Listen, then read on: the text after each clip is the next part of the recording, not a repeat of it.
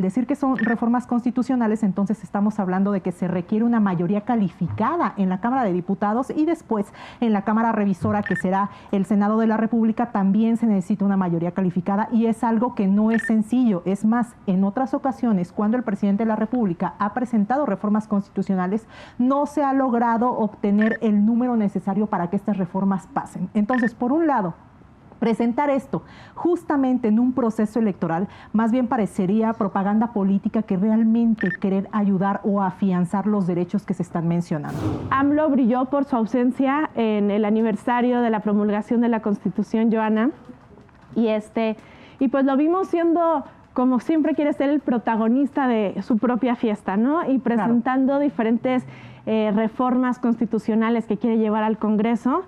Entre ellas un golpe duro a organismos autónomos, quiere eliminar el INE, el INAI, entre otros. También un golpe duro al Poder Judicial, que pues no nos sorprende, no es nuevo. Quiere hacer que tanto los ministros, magistrados, jueces sean elegidos a través del voto popular, también quitarles tiempo a los ministros, etcétera. ¿Qué más? Quiere echar atrás la reforma energética que se aprobó en el sexenio de Peña Nieto, la Guardia Nacional, que ya no sea parte de la Secretaría de Seguridad, que forme parte de la Secretaría de la Defensa. ¿Tú cómo lees todas estas iniciativas que está presentando Andrés Manuel López Obrador? Hay muchos que dicen que es un intento de pasar de una democracia imperfecta como la podemos tener, pero a un régimen autoritario. ¿Tú crees que es exagerado estas declaraciones? ¿Tú cómo ves estas reformas? Bueno, son un paquete de reformas que en total son 20 reformas constitucionales. Entonces, eso me parece importante señalarlo porque al decir que son reformas constitucionales, entonces estamos hablando de que se requiere una mayoría calificada en la Cámara de Diputados y después en la Cámara Revisora, que será el Senado de la República, también se necesita una mayoría calificada y es algo que no es sencillo. Es más, en otras ocasiones, cuando el presidente de la República ha presentado reformas constitucionales, no se ha logrado obtener el número necesario para que estas reformas pasen. Entonces, por un lado, presentar esto justamente en un proceso electoral más bien parecería propaganda política que realmente querer ayudar o afianzar los derechos que se están mencionando. En segundo lugar, tenemos que ver que varios de estos derechos ya se encuentran contemplados en la Constitución. El derecho a una vivienda digna, el derecho a la salud, el derecho a los programas sociales para personas con discapacidad, becas para jóvenes, varios de los derechos que ya vienen contemplados, que yo me atrevería a decir que en un 90% de estas 20 reformas ya se encuentran dentro de la Constitución. ¿Qué es lo que realmente necesitaríamos para afianzarlos? Es que no únicamente se establezcan o que se repitan en la Constitución, sino que tengamos leyes generales que nos digan cómo lo vas a hacer, cómo lo vas a garantizar, cómo lo vas a difundir, cuáles son las instituciones que van a participar, cuáles son los recursos que se van a utilizar para verdaderamente garantizar todos estos derechos. Y eso no se hace a través de una reforma constitucional, se hace a través de una reforma a leyes secundarias en la cual la mayoría, es decir, el partido de Morena, no necesita una reforma constitucional, no se necesita una mayoría calificada, una mayoría simple sería sencilla y sería fácil de obtener por parte del presidente de la República si de verdad quisiera afianzar estos derechos. Y por otro lado, sí hay algunas cuestiones que sí me parecen sumamente polémicas y que creo que aquí podríamos discutir, como el tema de la reforma electoral, el tema de la militarización del país, el tema de la desaparición de órganos autónomos constitucionales y el tema de las pensiones. Esos me parece que pudieran ser temas que sí estarán pronto en debate. Por lo demás, yo prácticamente no le veo ningún problema porque son derechos que ya se encuentran dentro de la Constitución. Pero creo que lo demás sí será algo que tendremos que estar debatiendo pronto en el Poder Legislativo.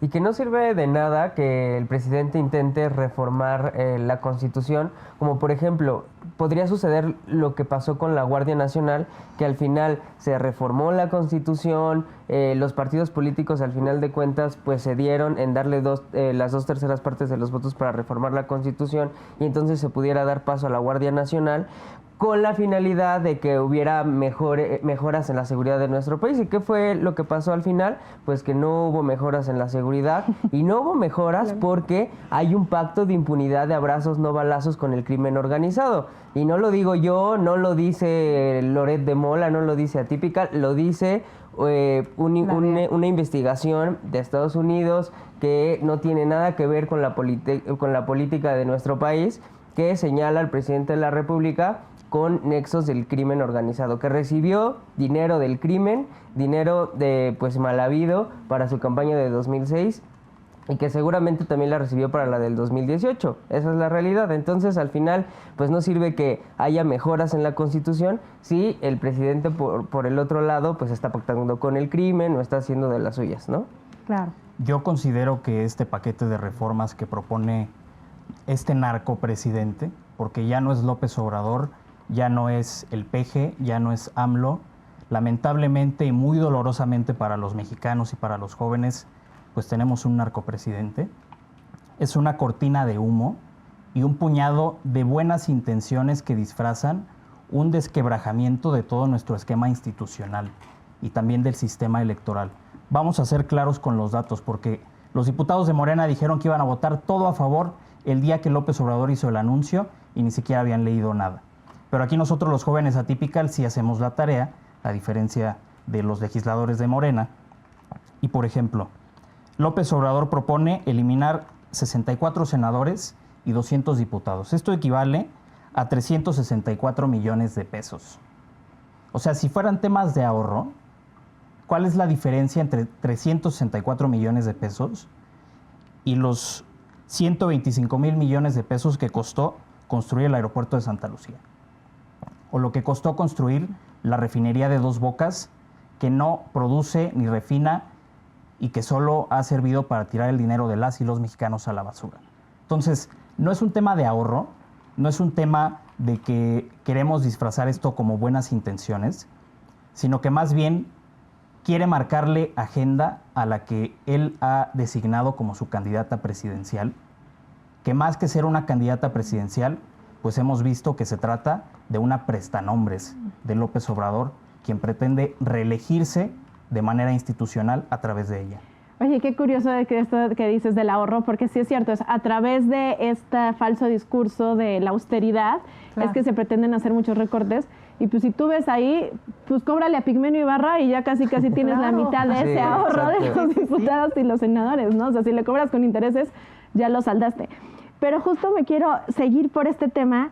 Y como tú decías, no es nada sencillo lograr estas mayorías que está haciendo, por lo que podemos hablar de propaganda política, de populismo, etcétera, porque aparte muchas de estas batallas ya las perdió antes, o sea, ya sabe que no van a proceder. Sí. Entonces, ¿qué es lo que está escondido ahí? ¿Cuál es realmente el afán de presentar esto? Porque podríamos pensar, bueno, pues quedará mal o perderá otra vez ante la opinión pública. ¿Qué es lo que está pretendiendo AMLO? Yo creo que el presidente intenta construir una narrativa que le sirva para atacar a la oposición en las elecciones. Estamos en proceso electoral, él sabe que no tiene los números y sabe también que si realmente quisiera hacer una reforma de gran calado, una reforma que sí ayudara a los trabajadores, que sí ayudara al tema de salud, que sí ayudara al tema de seguridad pública, no lo tiene que hacer necesariamente a través de la Constitución, lo puede hacer a través de leyes generales y él tiene la mayoría en el Congreso, sin ningún problema, sin ningún obstáculo, como ya lo han hecho anteriormente, pudiera realizar alguna reforma. Es más, en el tema de pensiones, la última reforma que realizó el Poder Ejecutivo en el tema de las pensiones, en el tema de las afores y todo esto, fue justamente en el 2022 y lo hizo a través de la Ley de Seguridad Social y de la Ley del Sistema de Ahorro para el Retiro. ¿Qué necesitó? La mayoría simple. Con que nada más sus diputados de Morena votaran, levantaran la mano, fue suficiente para poder sacar adelante esta reforma. ¿Por qué en este momento no lo está haciendo? Si realmente le interesaran los trabajadores al presidente de la República y ya que está proponiendo una reforma constitucional, ¿por qué no sacó la reforma de las 40 horas laborales para los trabajadores? Que es una reforma que los trabajadores han estado insistiendo, que han señalado, que ha habido manifestaciones al respecto y era esta precisamente la oportunidad del presidente de poder sacarlo a través de una reforma constitucional y lo quitó. No viene. Al presidente realmente lo que le interesa es formar una narrativa que sea contraria, que ataque a los partidos políticos de oposición justamente porque se encuentra ahorita él en campaña electoral y es pues el coordinador de campaña de su candidata. No, y además, yo por ejemplo que he vivido algunas reformas constitucionales y también leyes desde el Senado de la República, he visto que son bien tramposos. Por ejemplo, proponen una reforma, pero siempre las reformas están amañadas, o sea, en el dictamen tienen una cosita que es intransitable para la oposición, por ejemplo, y que daña fuertemente a los mexicanos. Entonces la oposición dice, no, yo no puedo aprobar esto, pero está hecho al propósito para que pues la oposición diga, no, yo no te puedo aprobar esa reforma, aunque puede ser que en una parte importante sí beneficia a los mexicanos, pero siempre hay unas letras chiquitas que no benefician y que saben que la oposición no podría aprobar algo así, pero lo hacen con toda la intención para no aprobarlas y al final digan, no, pues es que la oposición no quiso aprobarlas. Exacto. Entonces, al final, o sea, me preocupa la mente maquiavélica del presidente de la República, que lo hace con toda la intención, pues, de fregarse a la oposición.